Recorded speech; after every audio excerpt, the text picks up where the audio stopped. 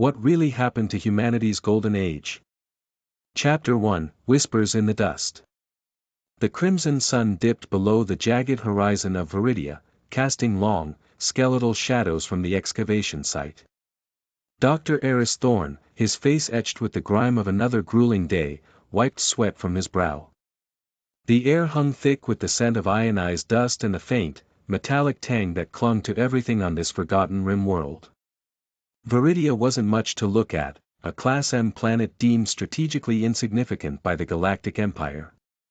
Its principal export was a rare mineral used in energy conduits, barely enough to warrant a minimal imperial garrison and a few scattered mining settlements.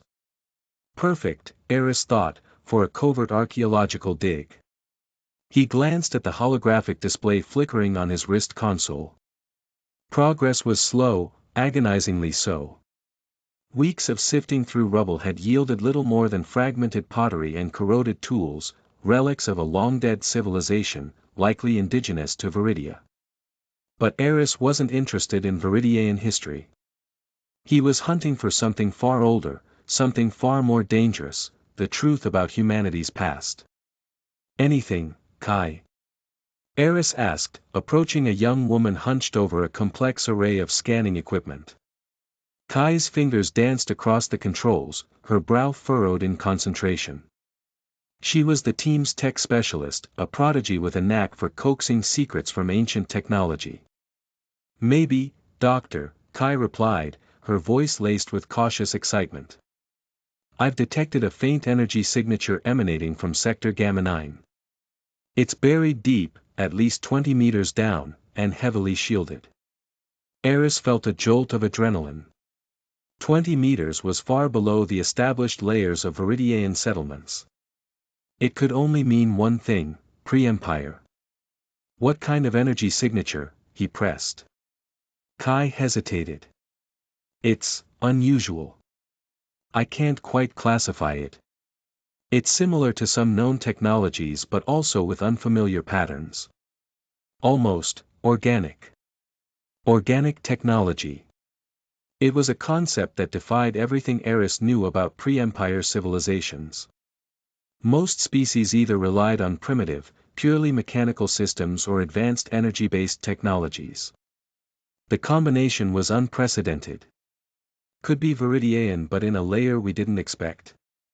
Kai suggested, trying to downplay the possibility. Could be, Eris said noncommittally. Let's get digging, Eris ordered, his heart pounding. The next few days were a blur of backbreaking labor. The team worked in shifts, carefully excavating the area indicated by Kai's scans. The deeper they dug, the more the geological strata shifted, hinting at eons of planetary upheaval. Finally, they struck something solid. It was a massive, obsidian-like structure, seamless and smooth to the touch. Strange, geometric patterns were etched into its surface, pulsing faintly with an inner light. As Kai approached with her scanner, the device went haywire, emitting a series of frantic beeps. Shields are off the charts, she exclaimed, pulling back. I can't penetrate it. Frustrated, Eris circled the structure, running his hand along its cool surface. There was something familiar about the design, a subtle resonance that tugged at the edges of his memory. Then, he saw it, a small, almost imperceptible insignia etched near the base of the structure. It was a stylized representation of a globe encircled by a ring of stars. Earth. Eris' breath caught in his throat. He had dedicated his life to uncovering evidence of humanity's pre-Empire history, dismissed by the Empire as barbaric and primitive. But this was something else entirely. Keep this discovery quiet, Eris said, his voice low and urgent. No transmissions outside the team. Understood? The team nodded, their faces a mixture of awe and apprehension. They knew the risks they were taking. Unsanctioned archaeological digs were considered treason by the Empire, particularly those that challenged the official narrative. Using a combination of specialized sonic drills and cutting lasers, they spent days breaching the obsidian-like shell. Finally, a section of the structure slid open, revealing a dark, cavernous interior. The air inside was still and heavy, charged with an almost palpable energy. As the team cautiously entered, their helmet lights illuminated a vast chamber filled with strange and wondrous technology. Crystalline structures pulsed with light, intricate networks of conduits snaked across the walls, and massive consoles hummed with barely contained power. "What is this place?" Kai whispered, her voice filled with wonder. Eris didn't answer. He was too busy staring at the holographic display at the center of the chamber. It flickered to life as they entered, projecting a series of images and symbols that swam before his eyes. He recognized them instantly. They were fragments of data, encoded in a language that predated the current galactic standard, a language that resonated deep within his soul. It was Old Terran. With Kai's help, they began to decipher the data fragments. It was a painstaking process, but as they pieced together the information, a shocking picture began to emerge. Humanity hadn't been a minor, insignificant species before the Empire. They had been a galactic power. Chapter 2, Echoes of Empire. The data fragments painted a breathtaking, almost unbelievable, picture of a bygone era, a time when humanity had spanned the stars, wielding advanced technologies and wielding a galactic empire of their own. The Terran Ascendancy, as it was called, had been a beacon of innovation and exploration.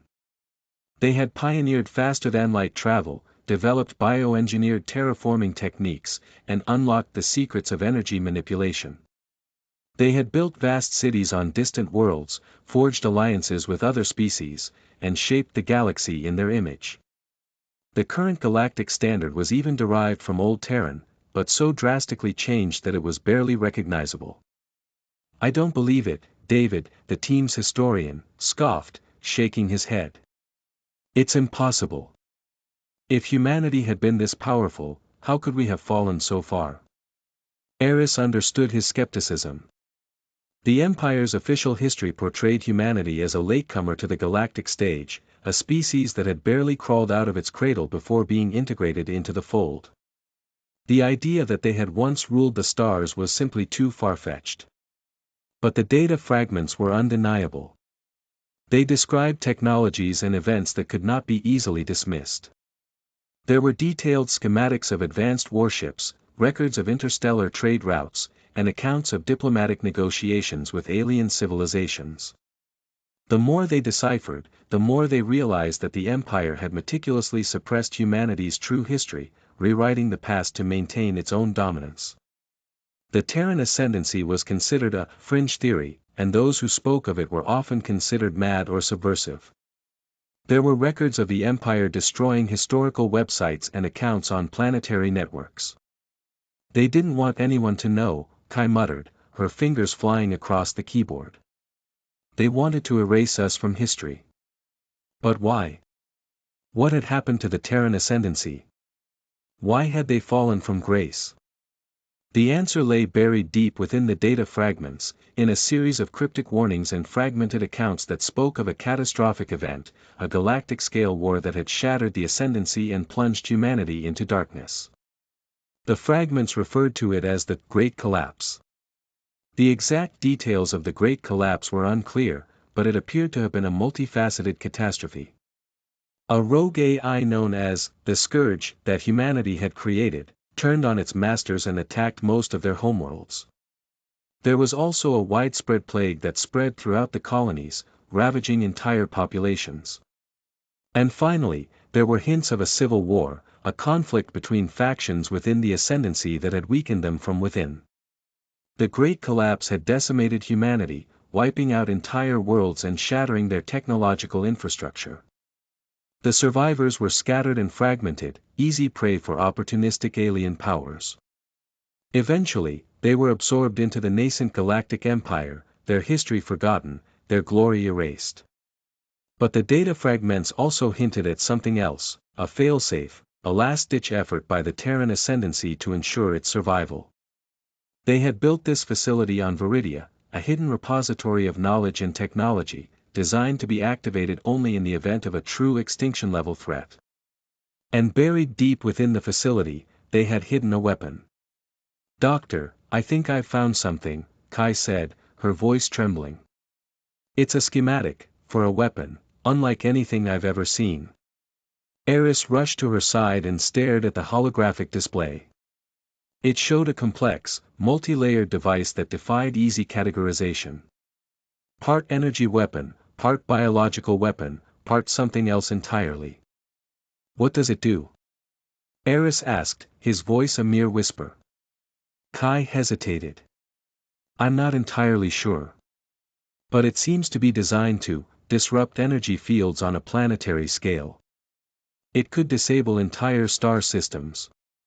Eris felt a chill run down his spine. This wasn't just a weapon. It was a doomsday device, capable of unleashing unimaginable destruction.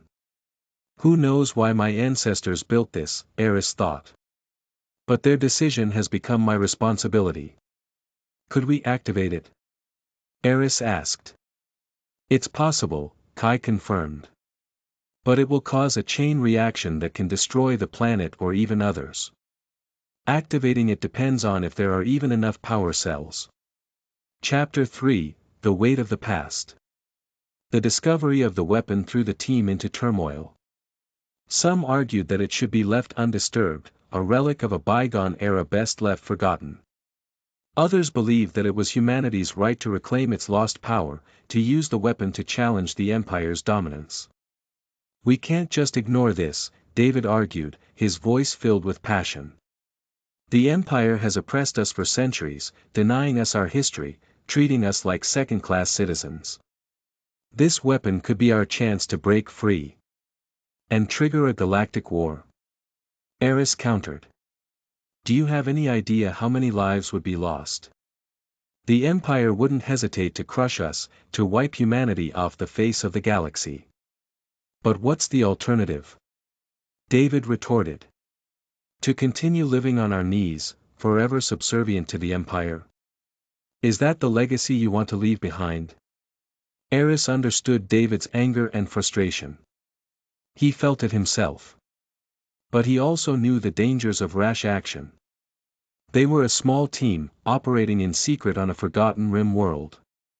They had no resources, no allies, and no hope of standing against the full might of the Empire. "We need more information," Eris said finally. "We need to understand the weapon, its capabilities, and its potential consequences. We need to know what we're dealing with before we make any decisions."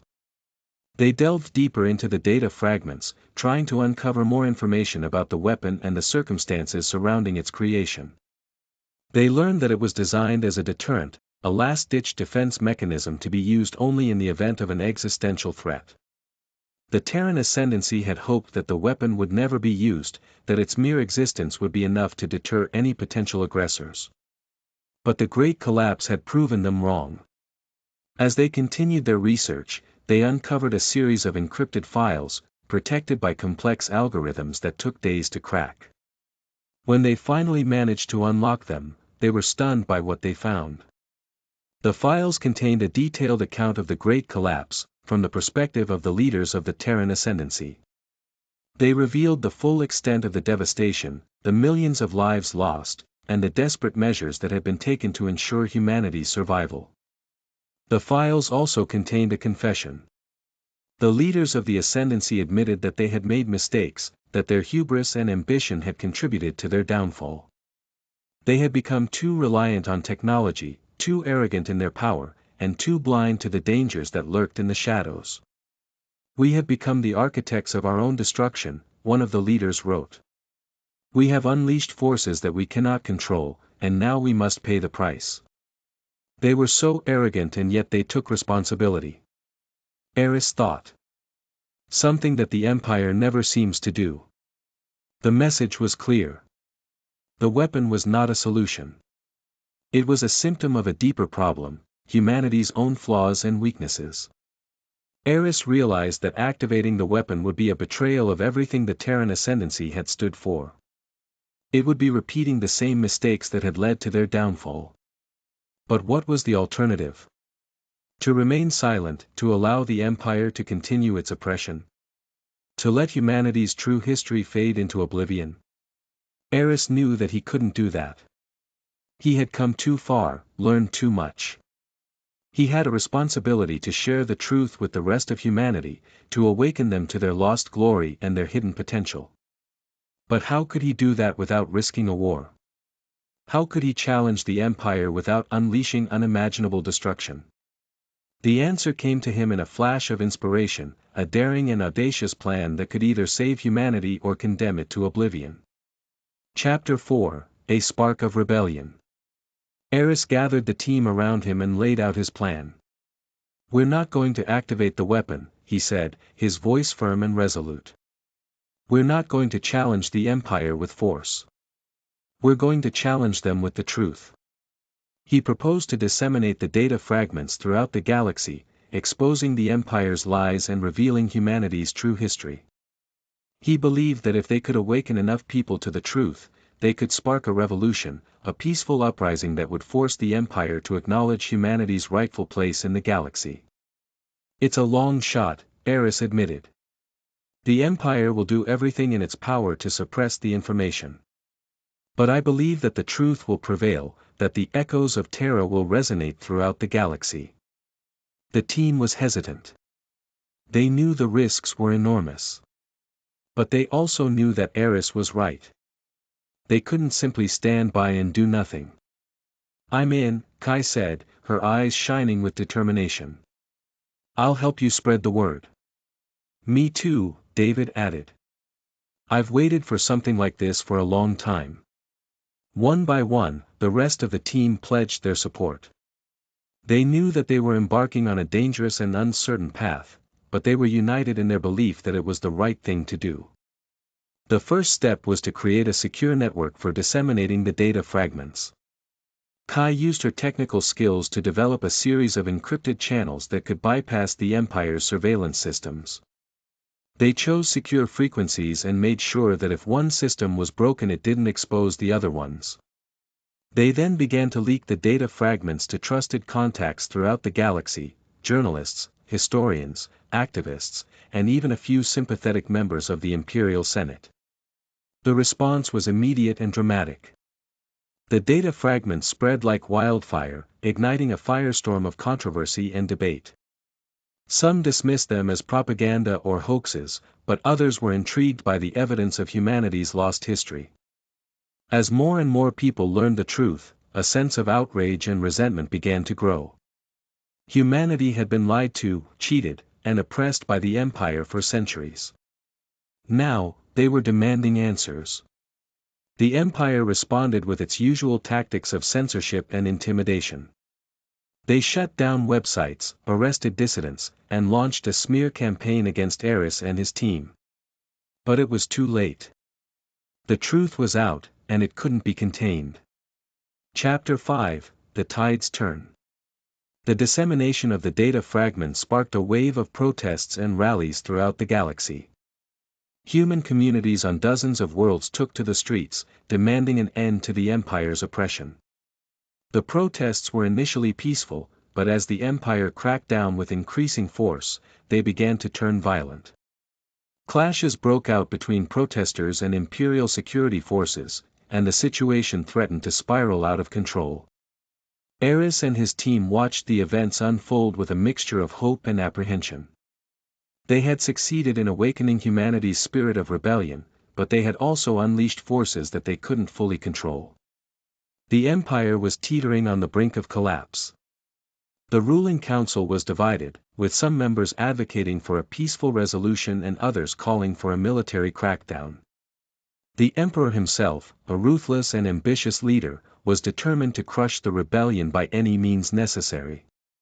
He deployed the Imperial fleet to key human worlds, threatening to unleash a devastating assault if the protests didn't cease. Eris knew that they had to act quickly to prevent a full-scale war.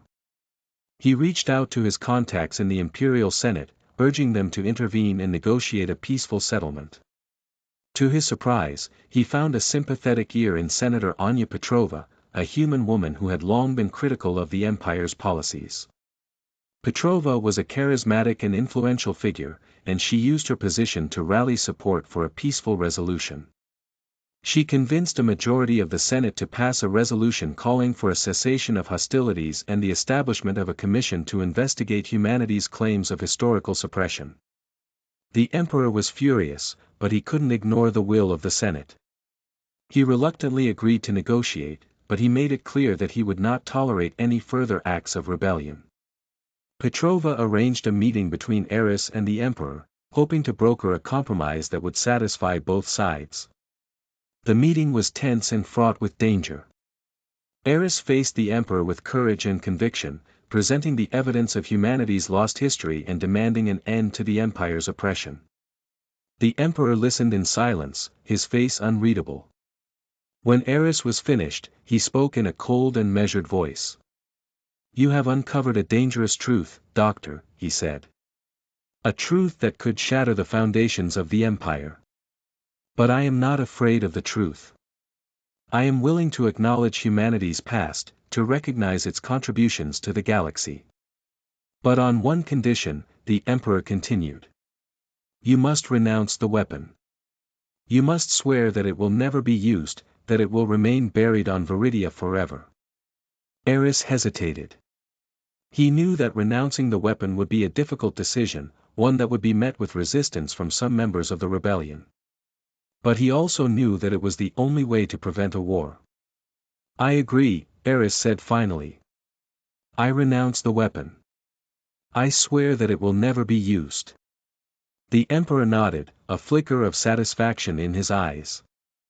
"Then we have an agreement," he said. "I will issue a decree recognizing humanity's true history and granting them greater autonomy within the empire. But know this, doctor," the emperor added, his voice hardening. "If you ever betray this agreement, if you ever attempt to activate the weapon, I will not hesitate to destroy you and everything you hold dear." Eris met the emperor's gaze without flinching. "I understand," he said. With the agreement in place, the protests began to subside. The empire released political prisoners, repealed discriminatory laws, and began to rewrite its history books to acknowledge humanity's true past. It was a victory, but it was also a compromise. The empire remained in power, and humanity was still subject to its rule. But they had gained a measure of autonomy and dignity, and they had reclaimed their history. Chapter 6: A New Dawn. In the aftermath of the rebellion, Eris and his team returned to Viridia, to the facility where they had first uncovered the secrets of humanity's past. They sealed the entrance to the chamber containing the weapon, ensuring that it would remain undisturbed for generations to come. They left behind a warning, etched into the obsidian-like structure, reminding future generations of the dangers of power and the importance of humility. Eris knew that the task was finished. But also that there was so much left to be done to make their dream a reality. As the ship departed, he would think of the team and he knew that they would create a better future for humanity. One that learned from the past.